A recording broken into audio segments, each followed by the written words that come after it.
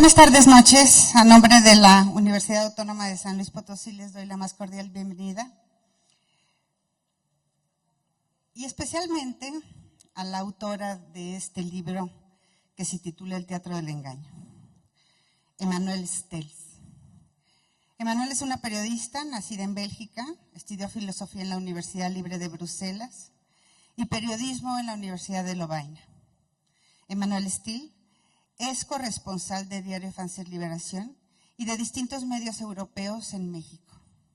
Autora del reportaje periodístico El otro montaje, que le significó el Premio Nacional de Periodismo del Club de Periodistas de México en la categoría de corresponsalía de investigación. Un libro que no es cualquier cosa, es el resultado de 6 años de una ardua investigación periodística. Si en este país dejáramos de ser boletineros, entonces, e hiciéramos un trabajo como el que ha hecho ella, seguramente las cosas cambiarían. Y le hemos pedido al licenciado José Mario de la Garza, que es egresado de la Escuela Libre de Derecho con mención honorífica, maestría en Derecho Corporativo por la Universidad de Anáhuac, profesor de la licenciatura, profesor de la Facultad de Derecho de esta universidad. Actualmente es segundo vicepresidente de la Barra Mexicana de Abogados, Colegio de Abogados, y desde 2012 es presidente de una de las organizaciones, la única organización abocada al tema de justicia en San Luis Potosí, Renace Capítulo San Luis Potosí. Es articulista del periódico Pulso, editorialista de Global Media, y saben, de todo esto, la mejor parte que tiene es que es un muy intenso y arduo lector. José María de la Garza, gracias por estar en esta presentación. Emanuelle, gracias por estar aquí. Tendremos una hora para poder platicar con José María de la Garza y con la autora, y para que después haya posibilidad de ustedes para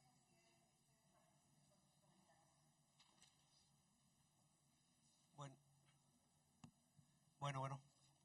Bueno, ¿sí se oye? Se oye. Buenas noches a todos, gracias por acompañarnos. Estoy realmente emocionado de estar el día de hoy con ustedes, con Emanuelle, que muchas gracias que nos acompañas el día de hoy a la presentación del libro El teatro del engaño. Quiero hacer un diálogo más que una expresión de gracias. Ahí sí se ves, yo decía que no se oía para ti. Gracias a todos, buenas noches. Quiero hacer esta presentación del libro de Emanuelle, El teatro del engaño, sobre el caso de la banda de los Zodiaco, en un diálogo con la autora del libro, que agradezco mucho que nos acompañe el día de hoy en San Luis Potosí. Hay 2 frases con las que quiero empezar la reflexión de esta noche. La primera frase del libro, con lo que empieza, con lo que abre, nos dice la autora: la verdad, como la cebolla, tiene 17 envolturas. Y una frase que está más adentro en los capítulos del libro: ¿para qué sirve la verdad si tenemos la mentira? Y estas 2 frases que se conectan en el caso de la banda de los Zodiacos, que para ponerlos en perspectiva es el montaje que se hizo en el caso de una supuesta banda de secuestradores en nuestro país, en donde una ciudadana francesa junto con un mexicano, Israel Vallarta y Florent Cassés, fueron acusados de cometer un delito de secuestro. Y el libro nos presenta un análisis puntual del expediente. Si ustedes ven los pies de página de cada capítulo, van viendo cómo Emanuelle va haciendo este esfuerzo por acompañar el expediente y decirnos en cada foja, en cada página de los más de 30 tomos que presenta este expediente, cómo se desarrolla la verdad judicial. Y ahora que platicábamos, decíamos, esta primera reflexión, ¿no?, que quiero ver tu punto de vista. Por un lado, la justicia mediática, ¿no? Parece ser que nuestra sociedad se quedó con el montaje. Y a pesar de que han acontecido muchos años, el colectivo, la memoria de los ciudadanos con respecto a los mexicanos, Israel Vallarta y sus familiares, parece que sigue permaneciendo en su análisis que son culpables, a pesar de que el expediente judicial nos dice otra cosa. Este creo que es el primer planteamiento de este libro. Cómo construir un país en términos de justicia con tribunales mediáticos en donde nos presentan un montaje, como fue el caso de la detención de Florence y de su en aquel entonces, de la persona con la que tenía una relación sentimental, cómo estaba en una relación que estaba por terminar, según dice el libro. Pero esta reflexión del conflicto, Emanuel, en cuanto a la justicia mediática, ¿cuál es tu percepción después de haber escrito este libro? Justicia mediática frente a la justicia de los tribunales. No sé si nos das algunas ideas en este sentido. Muy buenas noches y gracias por haber venido. Muchísimas gracias a Patricia por invitarme a hacer esta presentación aquí y pues muchas gracias a José Mario, que nos conocimos ya hace 2 años, me parece, algo así, platicando precisamente de estos temas de justicia. Bueno, es un tema complicado.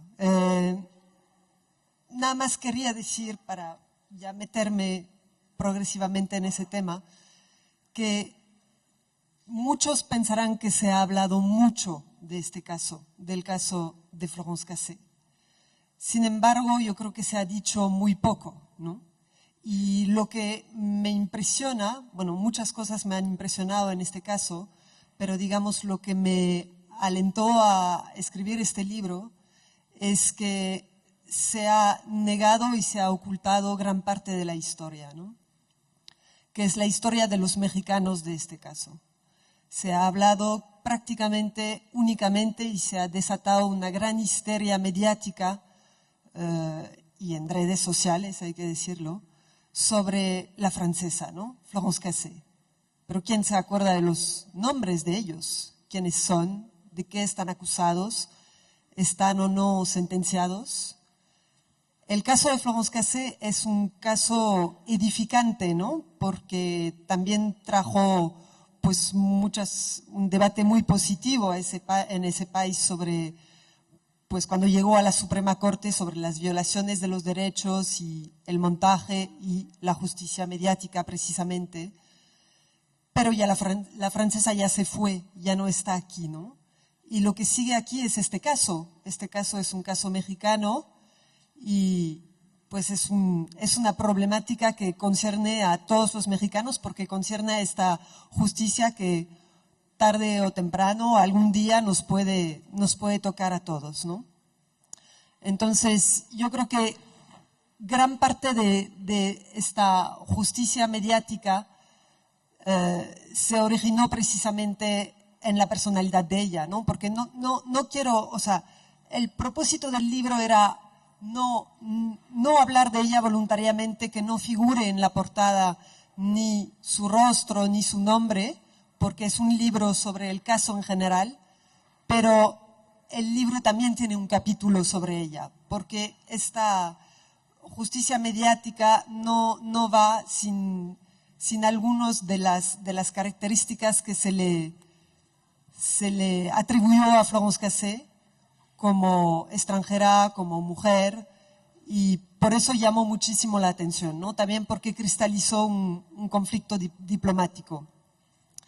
Y mucha gente me dice hoy sobre mi libro, escribiste un libro sobre Florence Cassé, siempre tengo que corregirlos, ¿no? Pero finalmente también trata de ella. Y siempre la frase que sigue es, pero, me lo dijo una mujer el otro día, muy inteligente, formada, y me dijo, pero ella no es tan inocente, ¿no? Pues finalmente no sé ni siquiera qué significa esta frase. Porque tan inocente, yo concibo inocente o culpable, pero tan inocente que es un intermedio que no existe. Yo creo que este intermedio precisamente radica en esa justicia mediática, ¿no? No es tan inocente porque la hemos visto en televisión como culpable. Nos la han exhibido así desde el primer momento, en una situación pues supuestamente de flagrancia, donde estaba siendo sorprendida en casa de su novio Israel Vallarta, los dos reteniendo a personas secuestradas en esa casa, ¿no? Finalmente se supo que era un montaje, las cosas no se desarrollaron así, no fueron detenidos en esas circunstancias, ni en ese lugar, ni en ese momento, pero a pesar de que se sabe que es un montaje, se sigue considerando que ella no es tan inocente. ¿Por qué? Pues porque están ellos. La frase que sigue también es, sí, pero ella estaba con ellos, estaba con Israel Vallarta. Y a él se le da inmediatamente de por sí, no sé por qué, pero como culpable, ¿no? Entonces ella sería como su cómplice. No, cierto, hubo un montaje, pero se considera casi unánimemente que hubo una investigación que llevó a la detención de estas personas. No podemos obviar a los Vallarta, a Israel Vallarta, detenido al mismo tiempo que Florence Cassé, a otros 3 miembros de su familia que fueron detenidos posteriormente en 2009 y a otros 2, son 6 miembros de la familia en total, detenidos también en 2012, todos ellos acusados de formar parte de esta banda. No podemos ocultar lo que ha pasado con ellos, porque son ellos precisamente que nos aportan la clave para entender, que nos aportan la gran extensión de ese montaje, ¿no? Y ya no estamos hablando de un montaje, pero de un montaje doble, de un montaje judicial y mediático, no solamente el montaje inicial. Una justicia mediática, José Mario, porque, y eso recorre, yo creo, todo el caso, ¿no? El libro se va centrando precisamente a contracorriente de eso en el expediente, ¿no? A partir del montaje y en el propio montaje hay momentos muy extraños donde las propias víctimas en la grabación de televisión afirman no poder reconocer a sus secuestradores y no están acusando ahí frente a las cámaras de televisión a Florence Cassé ni a Israel Vallarta. Hay otro momento llamativo donde un policía, Luis Cárdenas Palomino, está torturando a Israel Vallarta, lo está maltratando, le está torciendo el cuello con los micrófonos de los reporteros tendidos para que él dé una confesión, ¿no? Eso también es otro aspecto de esta justicia mediática, cuando llegamos a un punto donde hay periodistas y medios de comunicación que consideran que se puede obtener información bajo tortura y que eso se puede definir como información, ¿no? Este montaje cuando digo los Vallarta nos dan toda la extensión de ese montaje, pues está primero la tortura, ¿no? La tortura en vivo de Israel Vallarta, la tortura tal como figura en el expediente según los dictámenes médicos de la Comisión Nacional de Derechos Humanos que existen desde un primer momento, desde los primeros días, que demuestran que Israel Vallarta lleva muchas lesiones en su cuerpo y huellas de toques eléctricos que ha recibido, ¿no? Mediática también porque todos los Vallarta fueron detenidos en momentos políticos y mediáticos claves de este caso.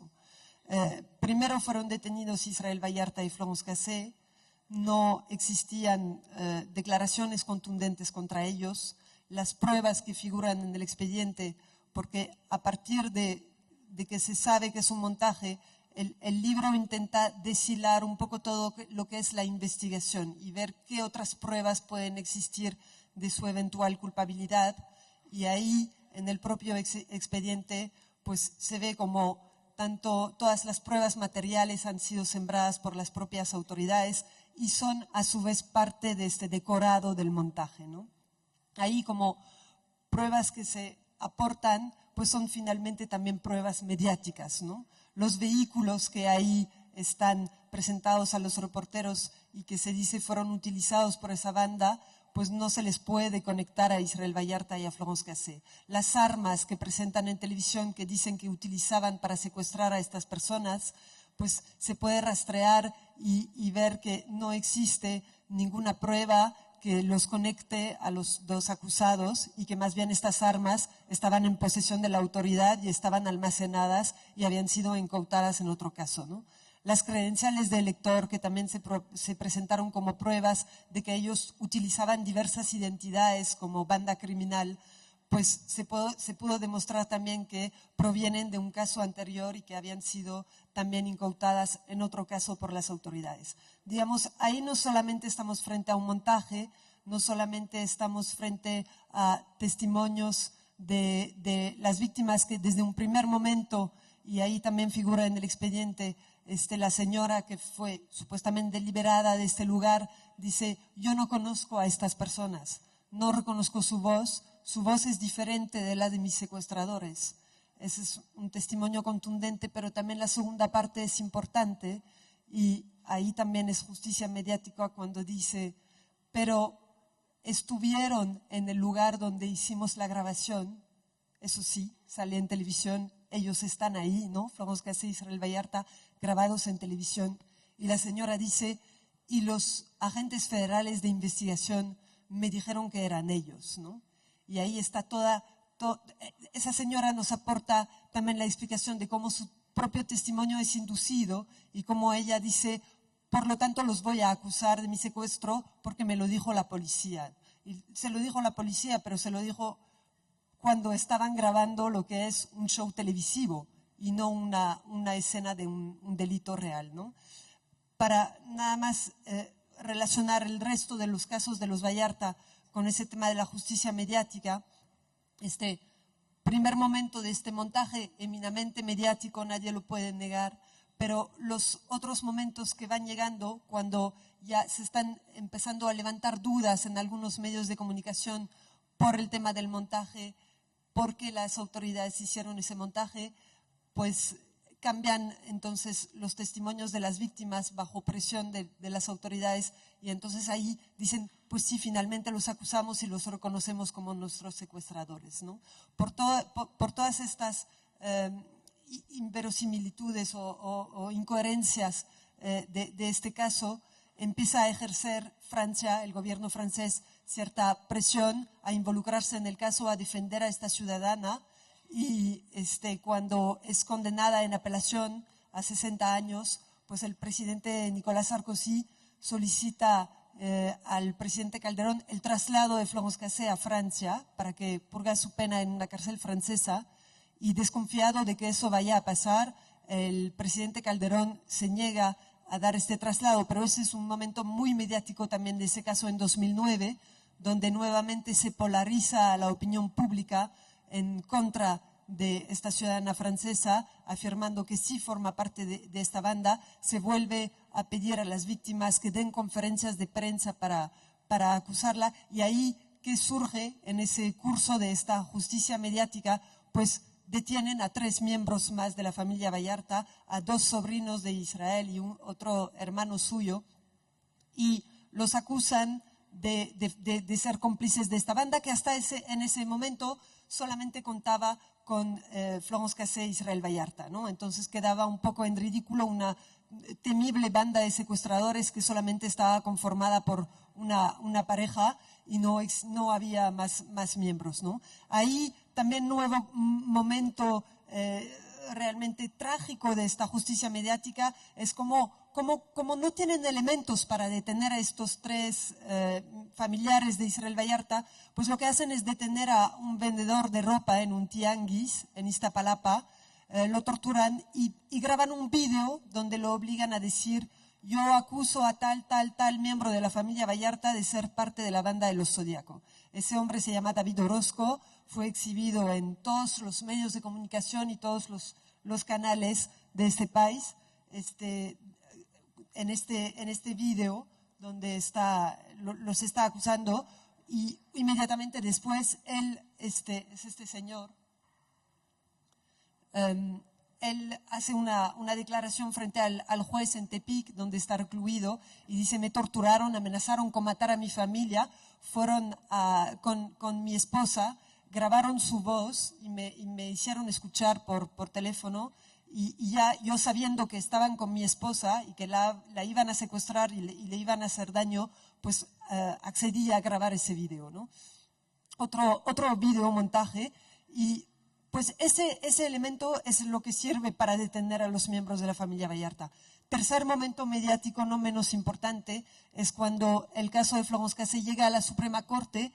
Estamos en marzo 2012. El ministro Arturo Saldívar hace público su proyecto de resolución donde propone la liberación inmediata de la francesa por violaciones a sus derechos y faltas al debido proceso, y por el montaje principalmente. Y cuando pues obviamente este proyecto causa gran revuelo en los medios de comunicación, una mayoría sigue apoyando la tesis oficial de la culpabilidad, y la opinión pública nuevamente se polariza en contra de la banda de los Zodiaco, de Florence Cassé principalmente. Y para apoyar el discurso oficial, el gobierno procede a nuevas detenciones. Otro sobrino de Israel Vallarta y otro hermano nuevamente detenidos, para, digamos, poner de alguna forma, lo estábamos hablando antes con José Mario, poner en ridículo al ministro Saldívar con su proyecto de liberación y exhibir lo que es una banda real ahora bien conformada por 7 miembros, ¿no? Y ya como, yo diría, colmo de esta justicia mediática, lo que se hace en ese momento es distribuir a los medios de comunicación que hasta entonces siempre han seguido la línea oficial y han aceptado toda la información que venía de la fuente de seguridad pública y de la presidencia. Se siembra una pseudo declaración de un hermano de Israel Vallarta detenido en abril 2012, justo después de la difusión del proyecto de Saldívar, donde aparecen todos los medios de comunicación. Mario Vallarta confiesa ser el nuevo líder de la banda de los Zodiaco y acusa a Florence Cassé de ser, además de secuestradora, cómplice de ellos, una mujer cruel que sembra la discordia entre los hermanos, ¿no? O sea, una cosa terrible, sembrar la discordia a una mujer extranjera entre una familia de hermanos mexicanos. Nuevamente ensuciando la imagen de Florence Cassé, y cuando en realidad uno se va al expediente, donde siempre se encuentra exactamente lo contrario de lo que se difunde en los medios de comunicación. De ahí una justicia mediática que siempre está como corriendo en paralelo, pero a la vez ocultando todo lo que debería ser la justicia real, el estudio del expediente. Pues cuando se encuentra la declaración real de Mario Vallarta, que fue torturado, que estuvo prácticamente cerca de morir, perdió el oído, el oído de un lado por las torturas que padeció, y que tiene hoy graves problemas médicos. Pues en realidad él no dice nada de eso, no acusa a Florence Cassé, simplemente cuenta que era la novia de su hermano Israel y que él la conoció en una ocasión y la saludó en casa de su hermano Israel. Ahí tenemos siempre un relato que es un cuento, de consumo inmediato, yo digo, para medios de comunicación preparados para servir inmediatamente, beber de la fuente oficial, ¿no?, insaciablemente, y servir todos los cuentos mediáticos que se presentan, pero que poco tiene que ver finalmente con la realidad de este caso, ¿no? Pero son imágenes, discursos, declaraciones, vídeos, rumores que siguen impregnando la mente de los mexicanos, y sin embargo que no beneficia para nada a la sociedad, porque lo que se propuso es un montaje, un engaño a la opinión pública, un juicio falso, culpables fabricados, cuando en realidad se trata de un caso grave de secuestro donde debería haber un juicio y una investigación real. Esta narración que nos hace Manuel de los puntos de la justicia mediática están conectados con el tema de la tortura, porque también esto en el libro es recurrente, el tema de la tortura, y esto tiene diversas conexiones que quiero platicar con Emanuel. Primero, cuando leí algunos de los relatos sobre la tortura, me vino a la mente una visita que se organizó en la Suprema Corte de Justicia para que se nos mostraran los murales que están puestos ahí. En la escalinata de los ministros de la Suprema Corte, que es, digamos, entrando a la Suprema Corte a mano derecha, es la escalinata que usan para subir a sus oficinas los ministros de la Suprema Corte de Justicia, y ahí no había en esa escalinata murales, y se pensó que había que completar esa parte de la Corte, y se hizo un proceso que finalmente ocasionó que Cauduro, un muralista joven mexicano, de los nuevos muralistas, presentara ahí unos murales con una visión del hiperrealismo, del muralismo, que además les recomiendo mucho que acudan, por supuesto que es un lugar público, a verlos.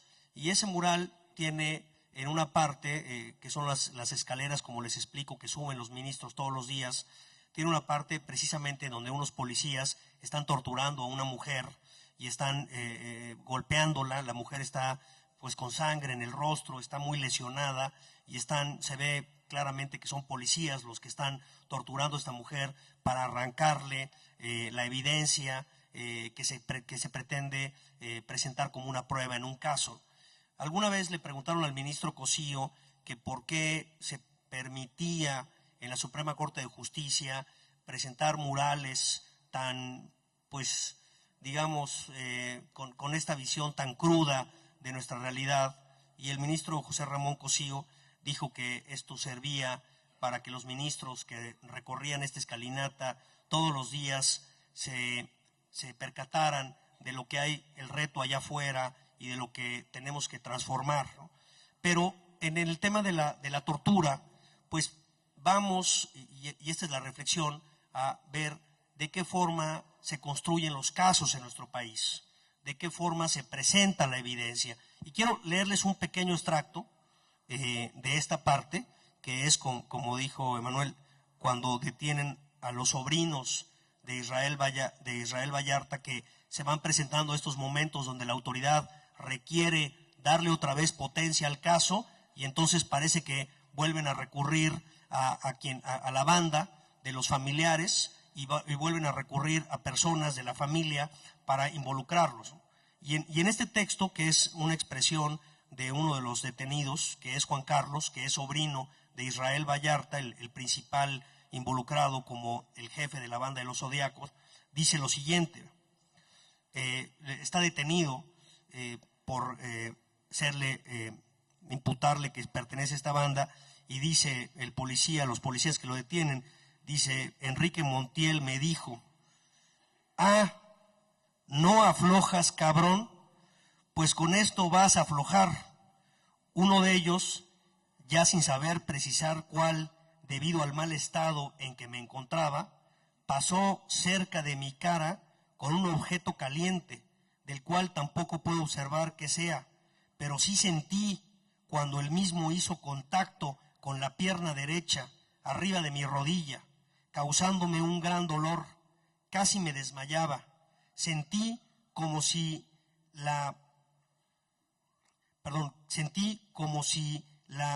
se me partiera en dos. Fue indescriptible el dolor que sentí.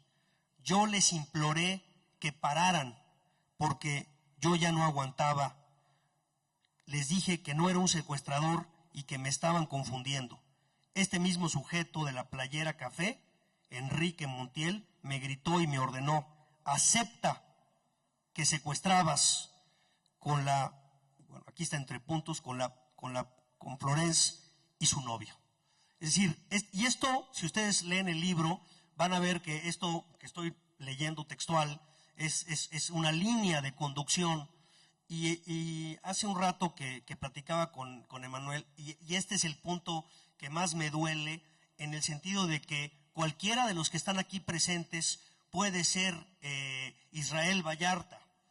Todos podemos ser Israel Vallarta en este país, porque esta es la manera en la que se construye los casos de esta justicia pendular, en donde tenemos los grandes casos, que son mediáticos, como ya lo platicábamos, y luego tenemos los casos menores, los robos, las lesiones, lo que toda la policía inventa todos los días, pero que a pesar de que no tienen este impacto mediático, tienen esta misma línea de conducción, de fabricación, de una supuesta detención en flagrancia, de un supuesto armado de pruebas, y esto es lo que también quisiera que nos aportaras, esta gran preocupación en cómo vamos a armar un país cuando no podemos presentar evidencia que se sostenga.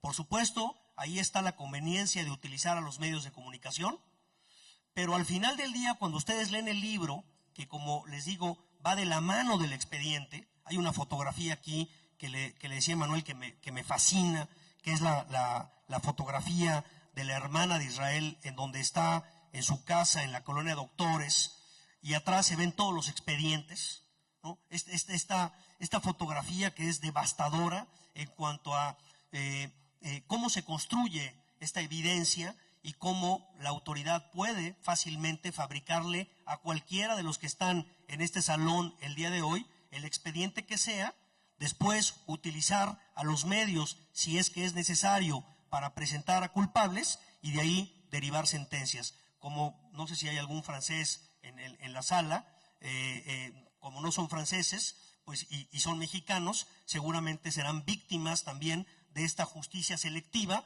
en donde si no eres güero de ojos azules y eres Vallarta y eres de Iztapalapa y tienes unos negocios en Iztapalapa, pues ahí sí puede fácilmente condenarse y hay que decirlo, al día de hoy, a pesar de que Florence está en Francia, Israel Vallarta no ha obtenido sentencia de primera instancia.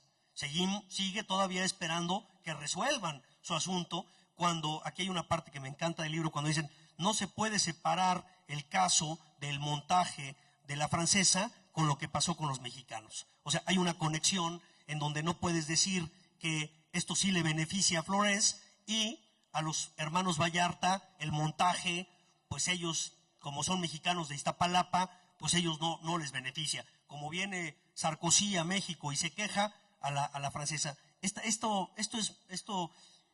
¿Qué reflexión te merece, Manuel, esta línea? Me interesa mucho el tema de la tortura, de cómo tú lo documentas caso por caso, cómo se va torturando de manera sistemática. Si nos puedes dar una reflexión sobre eso, me interesa mucho tu punto de vista. Sí, claro. Primero sobre esta justicia selectiva que finalmente, aunque sobre Florence Cassé, digamos, se abatió también la arbitrariedad y estos señalamientos fabricados, estas víctimas presionadas para acusarla, tenemos que distinguir dos cosas. Primero, tuvo un gobierno que la apoyaba y segundo, el nivel de humillación y castigo que padeció dista mucho de ser el que padecieron los mexicanos.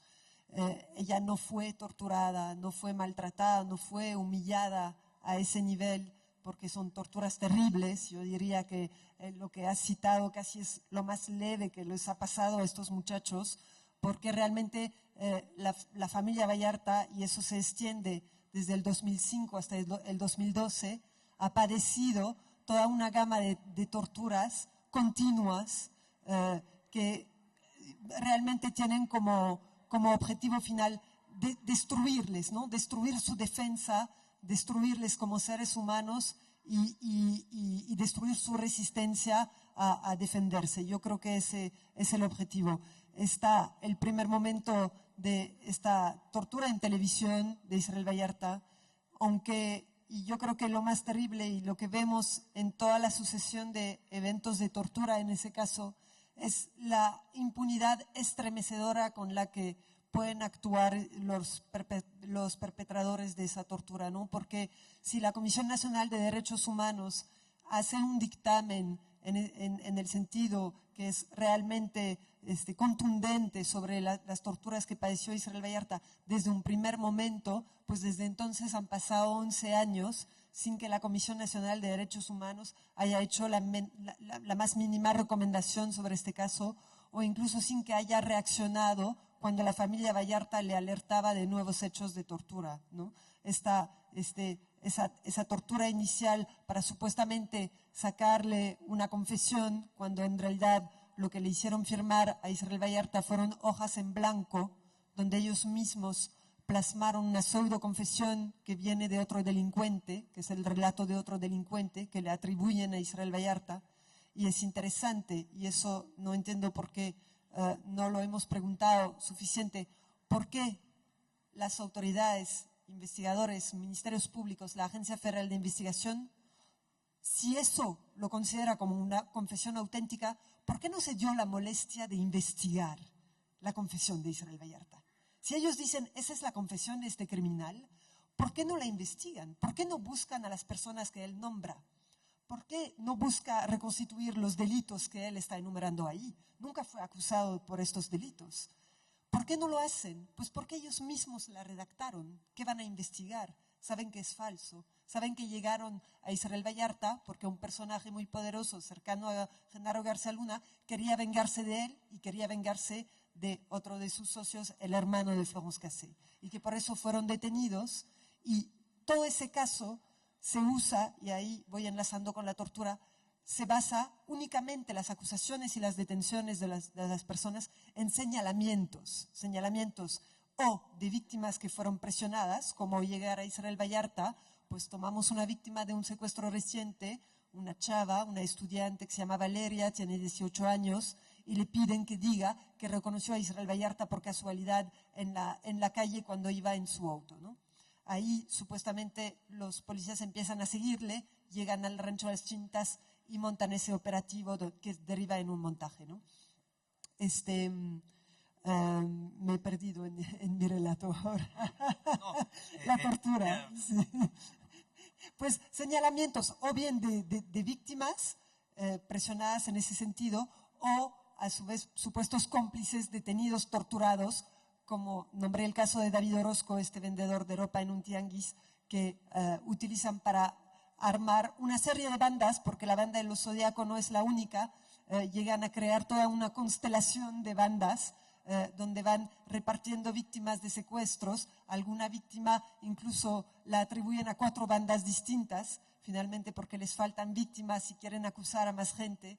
Y llegamos a unas aberraciones como, por ejemplo, detienen a un hombre y como necesitan sacarle una declaración para señalar a otras personas, y él está en coma porque cuando lo detienen sufre un impacto de bala y entonces le están sacando supuestas declaraciones en coma, ¿no? Donde él confiesa y señala a personas, que es muy práctico porque es un testigo mudo en ese momento, entonces se le puede hacer decir lo que sea, ¿no? Vuelvo al tema de la CNDH porque es importante, la Comisión Nacional de Derechos Humanos, enterada desde el inicio. A pesar de eso, se sigue perpetrando la tortura de 1000 formas diferentes. Por ejemplo, para impedir que Israel Vallarta, porque él realmente puso una denuncia en la PGR por el montaje, por los hechos de tortura, sintiéndose amenazados, los funcionarios que organizaron eso, Luis Cárdenas Palomino en primer lugar, envían unos guardias en su celda con un perro que lo agrede, le arranca parte de la pierna, lo dejan desangrarse durante toda una noche antes de darle una atención médica bastante, digamos, que deja de desear, por desear. Y eso como medida de amenaza para que él no se defienda, ¿no? Una vez más para romper sus resistencias. ¿Qué consecuencias tienen estos hechos? Ninguno, ¿no? Pero claramente en ese momento los guardias le dicen, Luis Cárdenas Palomino te pide que dejes de denunciarlo, dejes de pedir que vayan a declarar él y sus colaboradores, o si no, te vamos a matar y vamos a detener a más miembros de tu familia. La tortura como amenaza, que luego se cumplen, porque sí detienen a más miembros de su familia, sí los torturan también, y la tortura sirve en ese momento también para sacarles supuestas declaraciones y ablandarles antes de presentarles al Ministerio Público. Entonces, en cada caso, en cada detención, en todos los eventos 2005, 2009, 2012, se les detiene arbitrariamente y se les presenta al Ministerio Público, no inmediatamente como se debe, pero en un lapso en función de los casos, 10, 15 o 20 horas después, ¿no? En ese lapso, los familiares de estos sobrinos de Israel acuden a la Comisión Nacional de Derechos Humanos y dicen, sospechamos, se llevaron en el caso de Yolanda, la hermana de Israel, se llevaron a mis hijos delante de mis ojos, unos hombres en unas camionetas, y sospechamos que tiene que ver con el caso de mi hermano, que está acusado injustamente de secuestro y también fue detenido por la Policía Federal. Ahí van alertando a la CNDH para que la propia CNDH pueda inmediatamente actuar, investigar si están en manos de las autoridades los hijos de Yolanda, si están siendo torturados como ella sospecha en ese momento, porque ella sabe lo que le pasó a su hermano Israel. En ese momento la CNDH hace unas meras llamadas a la ligera, así, no, pues al asiedo, oiga, ¿ustedes tienen a estos? No, no los tienen. Bueno, no los tienen ellos. Pues se demuestra posteriormente que sí los tenían los policías federales y los estaban torturando en un lugar secreto, ¿no? Se repite la historia en 2012. Nuevamente en 2012, los familiares de Israel, los familiares, en ese caso de Sergio Cortés Vallarta y Mario Vallarta, detenidos en 2012, cuando el caso de Flomos Cassé estaba en la Suprema Corte, ellos también acuden nuevamente a la Comisión Nacional de Derechos Humanos y nuevamente la misma respuesta de no, las autoridades no los tienen, cuando en realidad los tenían y los estaban torturando nuevamente, ¿no? Ahí ya, desconfiando de la capacidad de actuar de la CNDH, pues los familiares directamente van a la CIEDO y ahí buscan encontrarse con sus familiares, ¿no? Y lo logran después de varias horas, cuando logran entrar, ven como los agentes del Ministerio Público están cerrando apresuradamente las puertas porque ahí están tirados sus familiares al suelo, pues con las consecuencias de la tortura. El Mario Vallarta prácticamente en ese momento agonizando y negándose a que lo llevaran al hospital porque los policías federales le dijeron, te podemos llevar al hospital si quieres, pero yo creo que se les va a pasar la mano en la anestesia, ¿no? Entonces este hombre, temiendo que lo maten en el hospital, pues se niega a ser atendido por los médicos en un primer momento. Digo, tortura en todas sus formas, en todas sus vertientes, o sea, psicológica obviamente. Entonces tenemos, como ustedes ven, la línea del libro es la construcción mediática de la justicia en nuestro país, la tortura para obtención de pruebas, la flagrancia, y un tercer elemento, que es la tercera línea que yo destaco del libro, es la construcción de la presunción de inocencia, que creo que ahí en el país estamos en un momento muy complejo, porque por un lado tenemos todo este marco normativo que nos dice y nos construye este concepto de decir una persona será culpable hasta en tanto se le declare por un tribunal responsable de la comisión de un delito. Entonces, la percepción del colectivo de nuestra sociedad es que una persona, a partir de que es detenida, la percepción es culpable. Y ahora lo platicábamos, decíamos, hoy detienen a una persona en San Luis Potosí y la percepción es de culpabilidad. Así lo percibe nuestra sociedad. Después de un tiempo, porque la justicia toma sus tiempos y toma sus plazos, aquí también habría que hablar de lo razonable en cuanto a cuál es la obligación del Estado en definir la situación de una persona. Llevan 10 años, ¿no? Y no se ha podido resolver el caso. Pero haciendo eso a un lado, yo quiero presentarte esta reflexión. Es decir, tenemos este concepto de la presunción de inocencia. Pero también, como tú citas en el libro al filósofo Manuel Castells, la gente quiere creer lo que quiere creer. La gente quiere creer que los Vallarta son culpables. La gente quiere creer que el que aparece en la página del periódico mañana que fue detenido es culpable. Y la fotografía que nos presentan los medios violando este concepto de presunción de inocencia, la gente quiere creer que son culpables. Y eso es nuestra construcción. Entonces, el libro nos confronta, nos enfrenta a esta realidad muy compleja de la presunción de inocencia. El ministro Saldívar, si ustedes revisan su sentencia, hay un concepto de presunción de inocencia, las pruebas fueron obtenidas de manera viciada y por lo tanto no podemos establecer una responsabilidad en Florence y tenemos que dejarla en absoluta libertad. Había primero un proyecto que no decía esto, un proyecto en la Corte que no decía esto, finalmente se impuso Saldívar con su reflexión, pero hoy tenemos esta percepción de culpabilidad en una sociedad que hemos construido de buenos y malos, en donde los malos son los que detiene la policía, los malos son los que se le fabrican pruebas, los malos son los que se les detiene in flagranti y esos son los culpables. Después de años, resulta que estas personas que la sociedad condenó como responsables, resulta que son inocentes y resulta que salen a la calle con una sentencia diciendo soy inocente. Sin embargo, nuestra sociedad ya los condenó.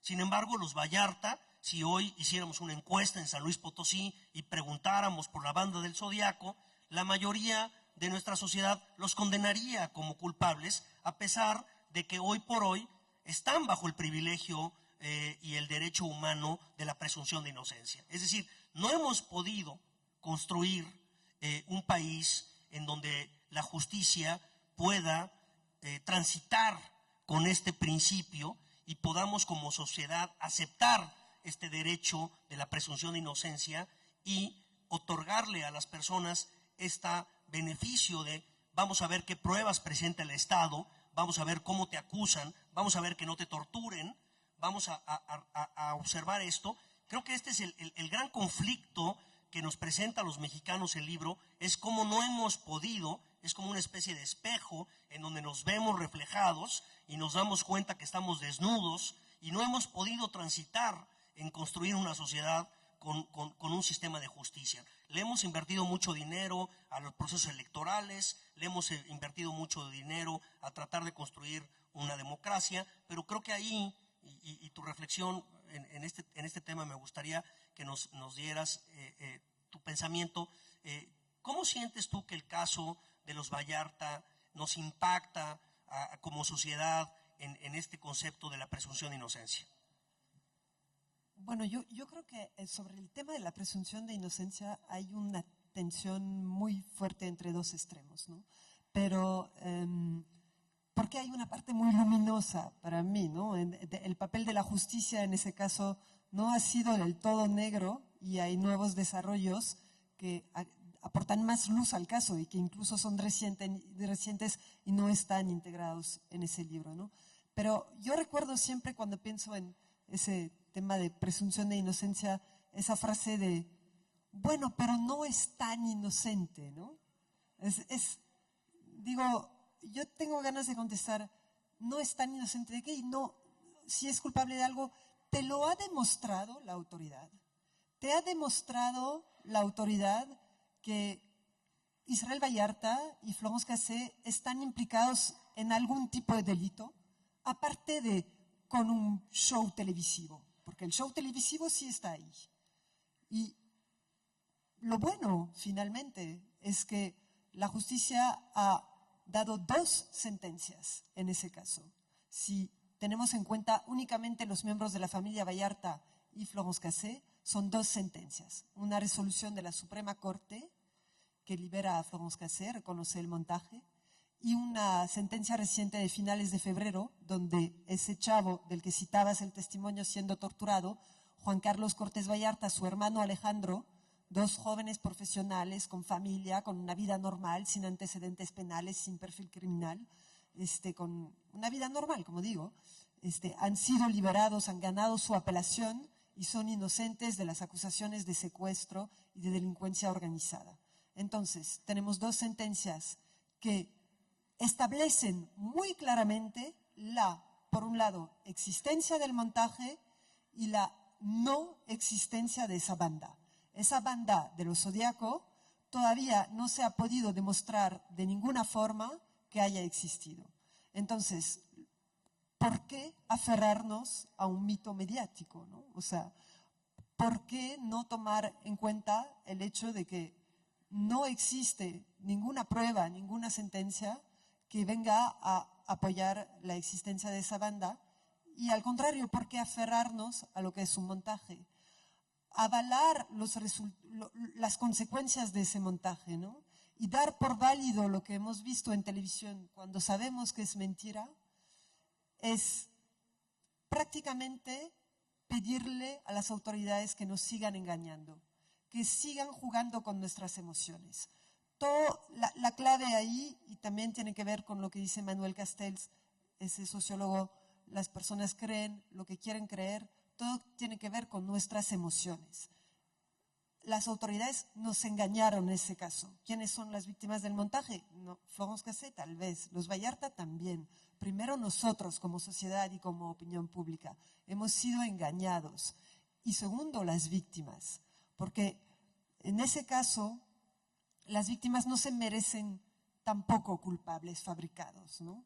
No se merecían ese montaje que ensucia todo su caso y al día de hoy hace prácticamente imposible para ellos acceder a la justicia, ¿no? Porque todo su expediente está ensuciado por ese montaje. Entonces, bueno, ese tema de la presunción de inocencia, yo creo que el lado luminoso es que la justicia mexicana sí ha actuado finalmente en ese caso y sí ha dado 2 sentencias que van en el sentido del respeto de la presunción de inocencia.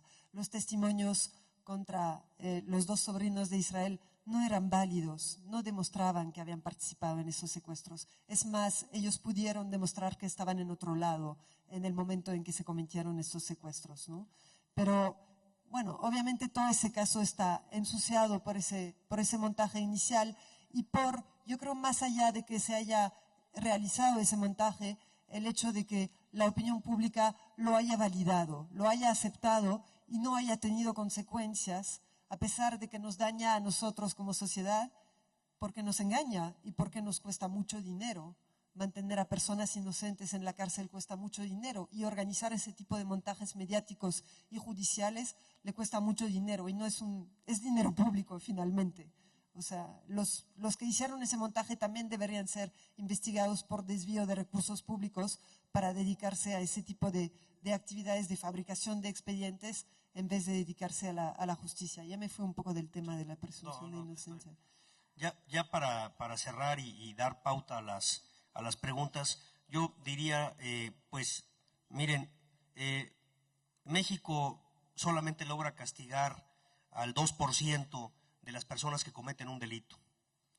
En el tema de secuestro, nuestros legisladores nos han vendido también, como bien dice Emanuel, el tema de ampliar las penas para castigar el secuestro. Sin embargo, solamente de forma selectiva y mediática se utilizó este concepto de la banda de los Zodíaco, de Israel Vallarta y de sus hermanos, para fabricar una historia que resultaba en ese momento conveniente de poderla vender mediáticamente y poder ofrecernos una supuesta eficiencia. Lo que dices y que también es muy doloroso en el libro y duele mucho, este libro es un libro doloroso. Cada página que uno lee, pues cuesta trabajo pasar las páginas y cuesta trabajo pues enfrentarte a esta realidad tan dura en cuanto a las injusticias en nuestro país, porque como les decía, finalmente cualquiera puede estar sujeto a un proceso de esta naturaleza, pero también lo que resulta aberrante es el uso, como bien decía Emanuel, del uso de las víctimas.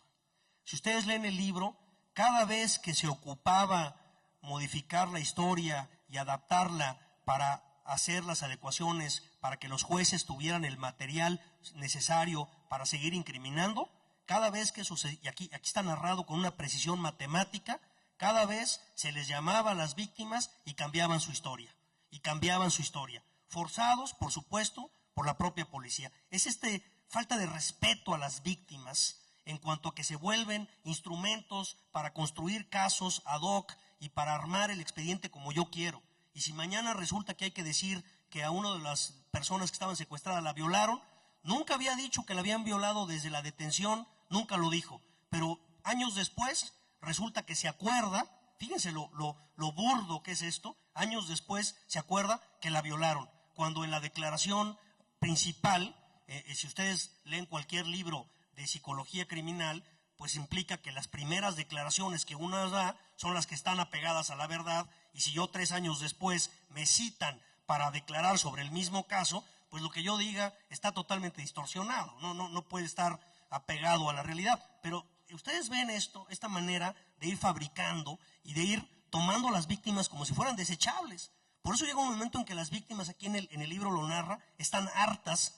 Por aquí hay una cosa que me parece realmente interesante. Una de las víctimas, aquí nos dices que no está firmado el escrito que presentó ante un juzgado, pero presenta un escrito diciendo: yo ya no quiero saber nada del asunto, por favor ya no me citen, ya no me interesa, renuncio a participar. Imagínense la posición de una víctima. Y hay que hacer este esfuerzo que dice Sabater de ponerse en los zapatos de las personas que han sido secuestradas.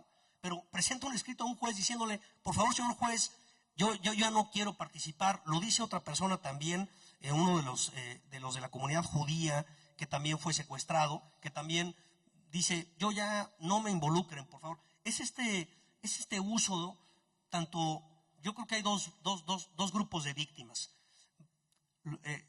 Israel Vallarta y su familia, que son víctimas sí. del sistema, sí. Y luego las propias víctimas que sí fueron secuestradas, pero que también vuelven a ser utilizadas por la autoridad.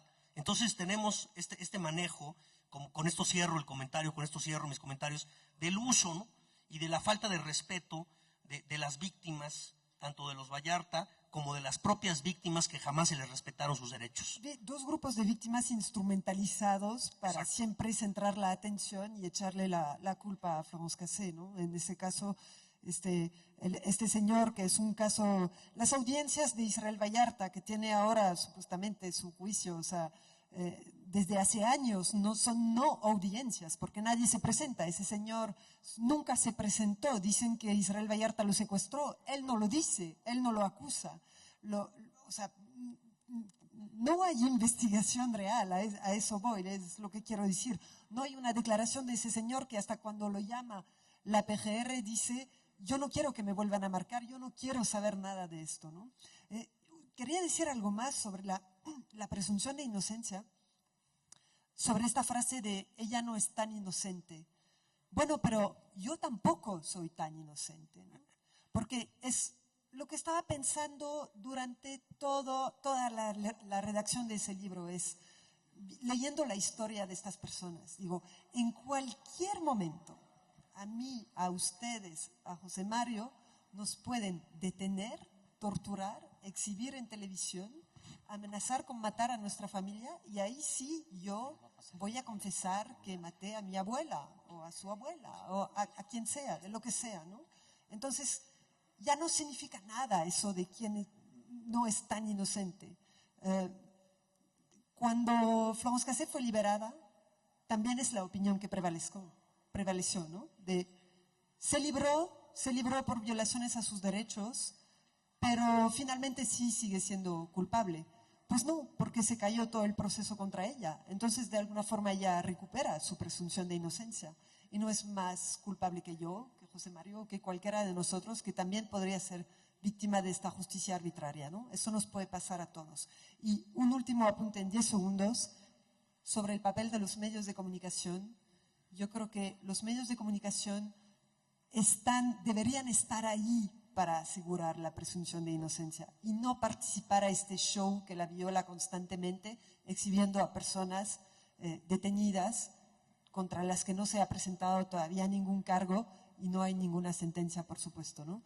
Los medios de comunicación también deberían ser un muro de contención contra los montajes y no los participantes, cómplices o hasta organizadores de ese montaje. En el caso de Televisa, que dio la señal a los policías de cuándo tenían que entrar al aire y cuándo tenían que empezar a correr hacia la casa para empezar este supuesto operativo, ¿no?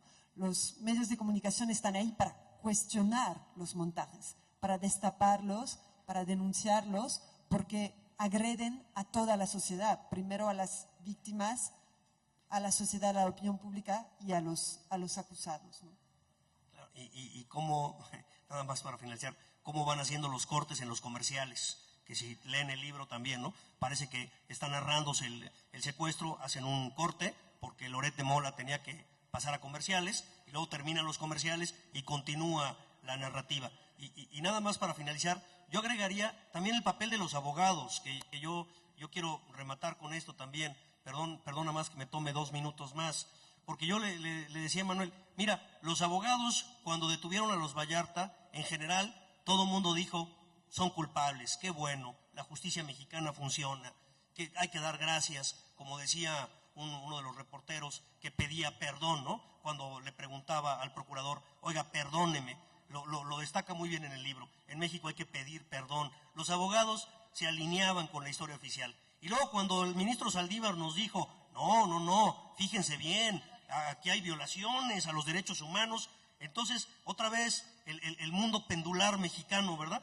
De haber condenado a Florence, ahora todos la bandera de los derechos humanos, la bandera de la presunción de inocencia, y los abogados nos pusimos a escribir primero en contra de los Vallarta y de Florence, luego a favor de sus derechos. ¿Cómo nos permitimos esta sociedad tan contradictoria en donde fácilmente nos podemos colocar en las dos posiciones sin que realmente esto nos conflictúe? Lo mismo pasó con los medios. Cuando se trataba de comercializar el evento, ahí estaba Loret de Mola, muy temprano, por cierto, 6 de la mañana, ya estaban ahí listos para transmitir. Cuando hubo que era evidente que el ministro Saldívar se iba a imponer, porque se hacía el análisis de cómo iban a votar, ahora sí, los editorialistas que la habían condenado, ahora sí, resulta que son los mismos que ahora nos enarbolan los derechos humanos. Fíjese, estas contradicciones que nos pone de frente, y que te agradezco que nos hagas este ejercicio, pues muy desgarrador, muy desgarrador para mí. Yo creo que para todo el auditorio que lea el libro es muy desgarrador, pero también que nos presenta este gran reto, y aquí están muchos jóvenes que yo los invito a este reto de pensar cómo podemos construir una sociedad con justicia, con justicia. Creo que al final del libro me quedo con este reto diciendo, ahí están las 2 sentencias,